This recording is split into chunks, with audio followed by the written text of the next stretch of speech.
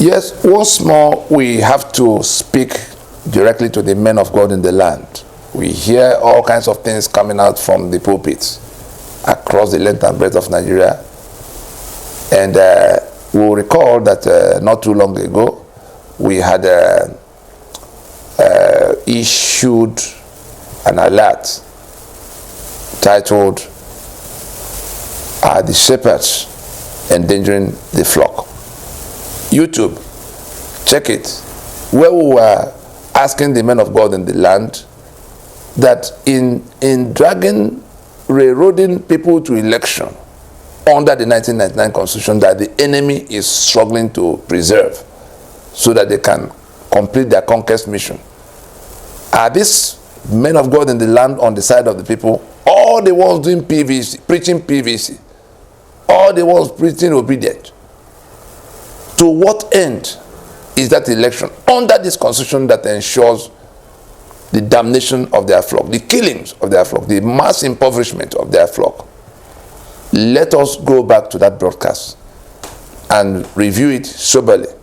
Again, it's titled, "Are the shepherds endangering the flock?" If I were to answer, it would be a resounding yes, that the men of God, the shepherds in the church of Nigeria, are endangering the lives of their flock by dragging them to an election that will ensure their killings and their further impoverishment and hopelessness. Having said that, there's also a second thing that we need to bring to their attention, because now confusion is rising all over the place, and they are calling off all kinds of prayers for how to stem that confusion so it doesn't consume the land. I'm sorry to report that most of those prayers from those altars, from those pulpits, have become an abomination in the sight of God. Why do I say so? Why do we say so? I'm sure most of us know the 10 Commandments in the Bible.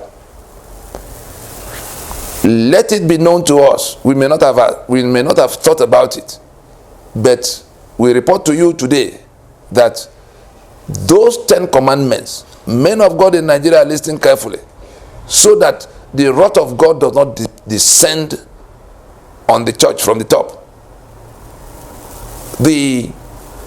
Those 10 Commandments are for nations as they are for men. The 10 Commandments are for nations as they are for men. And if anybody, quite apart from the constitution that we have identified as the physical instrument of the enemy, the spiritual side, because we're now talking about prayer and intercession and all kinds of things coming from the pulpits concerning the affairs of Nigeria. The spiritual source, one of the chief spiritual sources of the problems of Nigeria, of course, we had Amy Stark and the Leviathan and all kinds of things in the that work together to enthrone the kingdom of darkness over the affairs of Nigeria. But the one that is easy for all to see is that those 10 Commandments, the nations of the world that are progressive, the ones, just take a random a review of a couple of successful countries and juxtapose with Nigeria. The United States we often cite. We know about Germany. We know about Israel. I mean, the ones nobody needs to crack their head to know whether they are successful or not.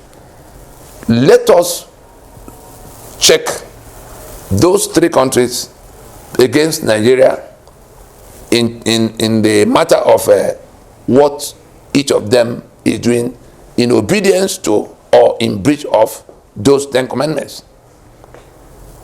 Then we'll see clearly why Nigeria is lying prostrate.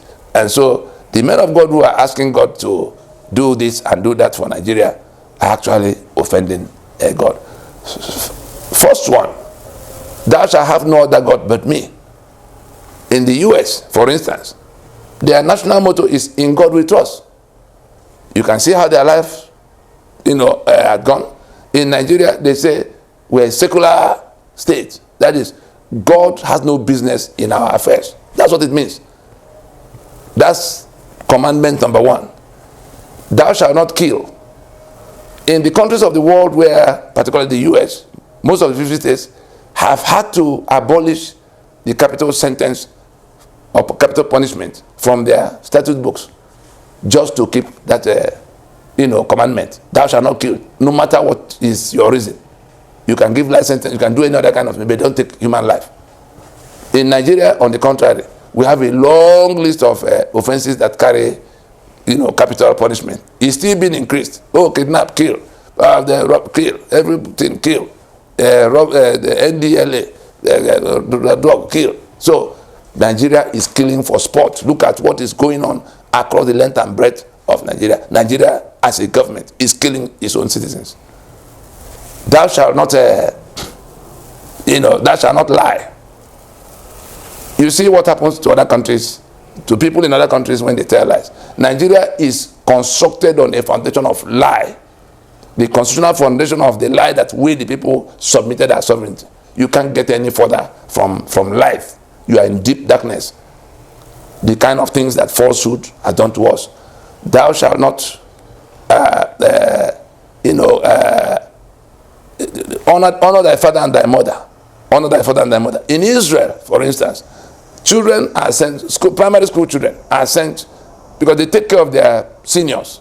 Even in the US, you come to board a flight, they give them priority and all kinds of things. They're already taking care of their housing and healthcare and all kinds of things. But in addition, in Israel, because of that commandment, Israel not only knows where all of its seniors are, people above 65, they send children to go to sit with them because their children have all gone out. And these school children go to listen to those old people, keeping them company as a matter of school curriculum. What does Nigeria do with because they are honoring their senior, they are honoring their father and mother. That's what it is. Those countries. What is Nigeria doing with its own seniors? The pensioners.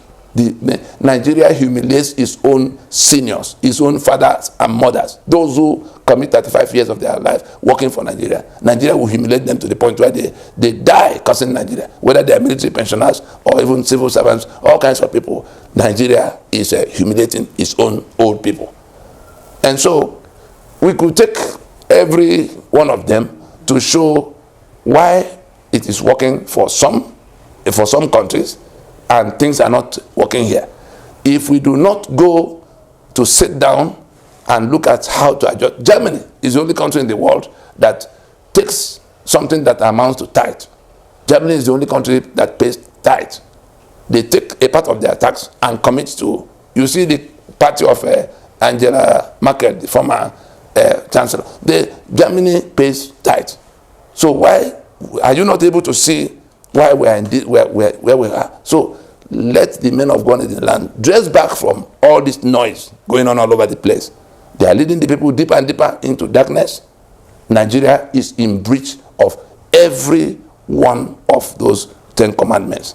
And if the punishment, if there's reward for obedience, there's also punishment for not obeying. Honor thy father and thy mother, that thy days may be long. If Nigeria's life is cut short, will it not be because he's dishonoring his fathers and mothers? I think we drop it there. But men of God in the land, please, please, please, please, go back and see what we are saying. It could mean life or death for millions of people. Thank you.